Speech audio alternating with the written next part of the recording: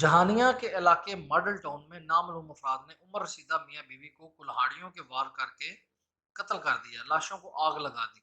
जहानिया के इलाके model town में नामालूम अफराद ने घर में दाखिल होकर उमर रसीदा मियाँ बीवी को कुल्हाड़ियों के वार से कत्ल किया। पुलिस ने जली हुई लाशों को तहवील में लेकर पोस्टमार्टम के लिए अस्पताल मुंतकिल कर दिया। अहले इलाका की इतला पर डीएसपी अजहर हुसैन और एसएचओ साद बिन सईद सिंधु नफरी के हमरा मौका पर पहुंचे और ताफन जदा लाशें बरामद की, जो 2 रोज पुरानी थी।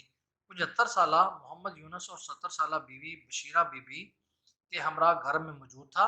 इस दौरान नामालूम अफराद घर में दाखिल हुए और कुल्हाड़ियों को वार करके कत्ल किया। सबूत मिटाने के लिए मुलजमान ने नाशों को आग लगा दी। जहानिया पुलिस ने अंधे कत्ल की तफ्तीश शुरू कर दी। डीपीओ खानेवाल सैयद नदीम अब्बास का कहना है कि हम मुलजमान को जल्द गिरफ्तार कर लेंगे। दोहरे कत्ल की वारदात के बाद इलाका में खौफ व हरास फैल गया है।